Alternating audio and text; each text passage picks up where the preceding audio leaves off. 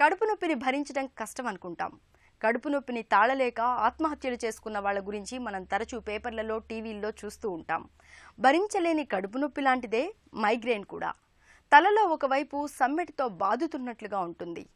తలలో నరాలు చిట్లిపోతున్నాయా అన్నంతగా నొప్పి ఉంటుంది. చూపు మసకబారిపోతుంది. ఈ మైగ్రేన్ బాధలు మగవాళ్లలో కంటే ఆడవాళ్లలోనే కాస్త ఎక్కువగా కనిపిస్తూ ఉంటాయి.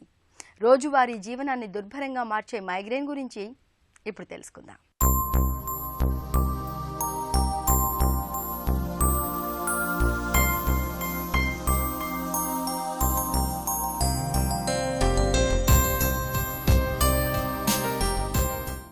మైగ్రేన్ తలలో ఒకవైపు మాత్రమే, అది సూదులతో గుచ్చుతున్నట్లుగా వేధించే ఒక రకమైన తలనొప్పి.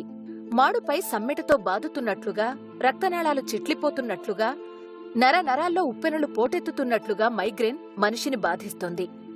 ప్రత్యక్ష నరకాన్ని చూపిస్తుంది. తలలో ఒకవైపు నరాలు కుంచుకుపోవడంతో మైగ్రేన్ బాధలు మొదలవుతాయి. దీనిలో మళ్లీ సాధారణ మైగ్రేన్ అని, క్లాసిక్ మైగ్రేన్ అని రెండు రకాలున్నాయి. తరచూ తీవ్రమైన మానసిక ఒత్తిడికి లోనయ్యే వాళ్లలోనూ, మహిళల్లోనూ మైగ్రేన్ ఎక్కువగా కనిపిస్తుంటుంది. మైగ్రేన్ బాధలు కొంతమందిలో కొన్ని గంటలు మాత్రమే ఉంటే, మరికొంతమందిలో కొన్ని రోజుల దాకా కూడా ఉండొచ్చు. మైగ్రేన్ అంటే ఒక వైపు తలనొప్పి రావడాన్ని మైగ్రేన్ అని వాడుకలో చెప్తాము. బట్ రెండు వైపులా కూడా రావచ్చు. కామన్ మైగ్రేన్ అని, క్లాసిక్ మైగ్రేన్ అని రెండు రకాలు మేజర్గా మనం విభజిస్తాము.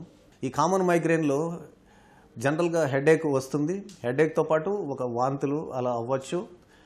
వాంతులు కాకుండా కూడా తగ్గిపోవచ్చు. మందులు వాడకున్నా కూడా తగ్గిపోయే అవకాశం చాలా వరకు ఉంటుంది.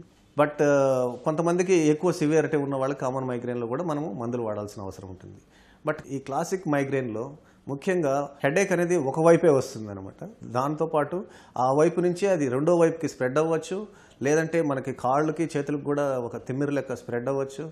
తర్వాత మనకు కండ్ల ముందర ఒక రకమైన బ్లరింగ్ ఆఫ్ విజన్, లేదంటే ఏదో ఫ్లాషెస్ ఆఫ్ లైట్స్ లాగా అలా కనపడుతూ సిమ్టమ్స్ బాగా ఇబ్బంది పెడతాయి అన్నమాట పేషెంట్. దీన్ని క్లాసిక్ మైగ్రేన్ అంటారు. దీంతోపాటు ఈ పేషెంట్స్ ముఖ్యంగా ఒకసారి వచ్చింది అంటే తప్పకుండా వాళ్ళు వామిటింగ్ కూడా చాలా వరకు అవుతూ ఉంటుంది. ఈ క్లాసిక్ మైగ్రేన్ పేషెంట్స్ మెడికేషన్ తీసుకుంటే గానీ తగ్గదు. ఈ క్లాసిక్ మైగ్రేన్ పేషెంట్స్ కొంతమంది కాలు చేయి కొంతసేపు పని చేయకపోవడం కూడా జరగవచ్చు. జనరల్గా మైగ్రేన్ రాబోయే ముందు వార్నింగ్ సిమ్టమ్స్ని మనం ఆరా అంటాం. ఆరా అంటే ముందు దానికి ఒక జబ్బు కంటే ముందు ఒక సూచనని ఆరా అని చెప్పుకుంటాము. ఇది మనం ముందు చెప్పుకున్నట్టుగా రెండు రకాల మైగ్రేన్ ఉంటుంది. ఒకటి కామన్ మైగ్రేన్, రెండోది క్లాసిక్ మైగ్రేన్. కామన్ మైగ్రేన్లో ఈ ముందు సూచనలు తెలియకపోవచ్చు, కానీ బట్ క్లాసిక్ మైగ్రేన్లో చాలా వరకు 90% ఆఫ్ ఈ సూచనలు తెలుస్తాయి. అది ఎలా అంటే వాళ్ళకి ఒక్కొక్క పేషెంట్కి ఒక్కొక్క విధంగా ఉంటుంది. కొంతమందికి ఒక రకమైన ప్రత్యేకమైన స్మెల్ రావడము, లేదంటే కొంతమందికి ఒక వైపునే ఒక రకమైన లాగినట్టుగా అనిపించడము, లేదంటే కళ్ళ ముందర ఒక రకమైన ఇమేజెస్ కనపడము, ఫ్లాషెస్ ఆఫ్ లైట్ కనపడము. ఇలా ముందే హెడేక్ రాబోయే ముందు ఇలాంటి సూచనలు ఒక గంట నుంచి 24 గంటల ముందు వరకు ఈ సూచనలు కనిపిస్తుంటాయి. ఇలాంటి సూచనలు వచ్చాయంటే వీళ్ళు క్లాసిక్ మైగ్రేన్ పేషెంట్ తప్పకుండా మైగ్రేన్ రాబోతుందని వాళ్ళకి ముందే తెలిసిపోతుంది. సో అలా తెలియడం వల్ల కొంచెం ముందు జాగ్రత్తగా కొన్ని మందులు వాడడం కూడా జరుగుతూ ఉంటుంది. ఈ హెడేక్ వచ్చినప్పుడు కొంతమంది లైట్ బంద్ చేసి మనకి డార్క్ ఉన్న రూమ్లోకి వెళ్ళి పండుకోవడానికి ప్రిఫర్ చేస్తుంటారు. అప్పటికీ తగ్గలేదంటే వీళ్ళు వాంటెడ్గా, అంటే మనం తెచ్చిపెట్టుకున్నట్టుగా వాంతి చేసి మనం ఒకసారి వామిటింగ్ అయితే ఈ హెడేక్ అనేది క్లియర్ అయిపోతూ ఉంటుంది. మైగ్రేన్ రాబోతున్నట్లుగా మనం ముందుగానే పసిగట్టవచ్చు. మైగ్రేన్ రావడానికి ముందుగా కళ్ల ముందు మిరుమిట్లు గొలుపుతున్నట్లుగా వెలుతురు చుక్కలు గాని, జిగ్జాగ్ గీతలు గాని కనిపిస్తాయి. ఈ సూచన కనిపించిన కొద్ది నిమిషాల తర్వాత మొహంలో ఒక భాగం కాని, లేదా ఒక చెయ్యి కాని, లేదా ఒక కాలు గాని మొద్దుబారినట్టుగా అవుతాయి. సూదులతో పొడుస్తున్నట్లుగా అనుభూతి ఉంటుంది. కళ్ళు తిరుగుతున్నట్లుగా, వాంతి అవుతున్నట్లుగా అనిపిస్తుంది. కొంతసేపటికి ఈ లక్షణాలన్నీ అదృశ్యమై అసలు సిసలు మైగ్రేన్ మొదలవుతుంది. మైగ్రేన్ ఏ కారణం వల్ల వస్తుందనే దానికి ఇప్పటికీ ఖచ్చితమైన కారణాలు లేవు. కానీ నిద్రలేమి, తరచూ ఉపవాసాలు, వేళకు భోజనం చేయకపోవడం, పొగ, మద్యం వంటి అలవాట్లు, నెలసరి సమయం, కాఫీ టీలను అధికంగా తీసుకోవడం ఇవన్నీ మైగ్రేన్ను తెచ్చిపెట్టే ప్రేరేపకాలుగా చెబుతారు నిపుణులు.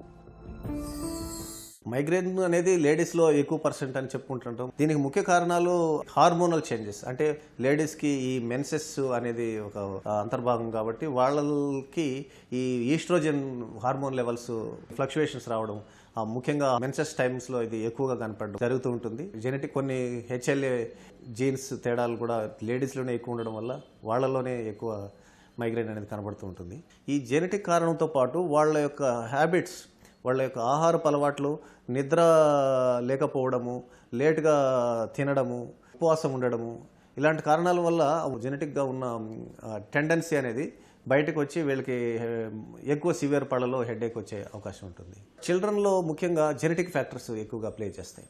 జెనెటిక్ ఫ్యాక్టర్స్ అంటే ఈ హెమిప్లీజిక్ మైగ్రేన్ అని, బెసిలార్ మైగ్రేన్ అని, వీళ్ళు అంటే ఏంటంటే వీళ్ళు సడన్గా మైగ్రేన్ హెడేక్ వచ్చినప్పుడు అన్కాన్షియస్ అయిపోతూ ఉంటారు. అన్కాన్షియస్ అయి కొద్దిసేపు అన్రెస్పాన్సివ్గా ఉండి మళ్ళీ తెలివికి రావడం ఇలా జరుగుతుంది. అబ్డామినల్ మైగ్రేన్ అని ఒక సెపరేట్గా ఉంటుంది చిన్నపిల్లల్లో. మైగ్రేన్ అంటే జనరల్గా హెడేకే రావాలని మనం అనుకుంటాం, కానీ పిల్లల్లో హెడేక్ రాదు. వీళ్ళకి ఏంటంటే కడుపు నొప్పితో స్టార్ట్ అవుతుంది. కడుపు నొప్పి వచ్చి వామిటింగ్స్ వచ్చి రికరెంట్గా తగ్గిపోతూ ఉంటాయి. ఈ విధమైన కడుపు నొప్పితో స్టార్ట్ అయ్యే హెడేక్ అనేది పిల్లల్లో ఒక ప్రత్యేకమైన ప్రాబ్లం అని చెప్పొచ్చు. పురుషుల్లో జనరల్గా హెడేక్ అనేది తక్కువనే, మైగ్రేన్ క్లాసిక్ మైగ్రేన్ అనేది పురుషుల్లో తక్కువగానే ఉంటుంది. బట్ జనరల్గా కామన్ మైగ్రేన్ కూడా పురుషుల్లో ఉంటుంది. ఇది పురుషుల్లో మైగ్రేన్ రావడానికి కారణం ఫ్యామిలీస్లో ఉంటే, వాళ్ళకి మదర్కో సిస్టర్స్కో ఉంటే వీళ్ళకి కొంచెం ఎక్కువ పర్సంటేజ్లో కనపడవచ్చు. ముఖ్యంగా వీళ్ళు నైట్ డ్యూటీస్ చేయడము, నిద్ర లేకపోవడము, ఎక్కువ వైపు ఫోకస్డ్ లైట్ వైపు కాన్సన్ట్రేటెడ్గా ఎక్కువసేపు చూడడం, అంటే ఈ ల్యాప్టాప్ కావచ్చు, లేదంటే ఫోకస్డ్ లైట్ మొబైల్ రాత్రిపూట లైట్ ఆఫ్ చేసి ఆ మొబైల్ వైపు చూడడము, ఇలాంటి ఫోటిక్ స్టిమ్యులేషన్ అంటే ఈ ఫోటిక్ స్టిమ్యులేషన్ కానీ, నిద్ర లేకపోవడం కానీ, ఉపవాసం ఉండడం, ఫాస్టింగ్, ఎక్కువ లేటుగా తినడం, ఇలాంటి కారణాలు మా వాళ్ళలో కూడా ఉంటాయి. మైగ్రేన్ బాధలు మొదలైనప్పుడు ప్రశాంతంగా ఉండే గదిలోకి వెళ్లి కళ్లు మూసుకుని పడుకోవాలి. సంతోషకరమైన విషయాల్ని గుర్తుకు తెచ్చుకుంటూ రిలాక్స్ అవ్వడానికి ప్రయత్నించాలి. విశ్రాంతి మూలంగా మైగ్రేన్ బాధల నుంచి ఉపశమనం లభిస్తుంది. మెత్తటి తడిగుడ్డను కళ్ల మీద వేసుకోవాలి. వేడి నీటితో స్నానం చేయాలి. ఆస్ప్రిన్ లేదా పారాసిటమాల్ బిళ్లల్ని వేసుకుంటే మంచి ఫలితం కనిపిస్తుంది. తలనొప్పి మరీ తీవ్రంగా ఉన్నప్పుడు డాక్టర్ని కలిసి తగిన వైద్య సహాయం పొందాలి. మైగ్రేన్ అనేది జనరల్గా సీరియస్ జబ్బు అని చెప్పలేము.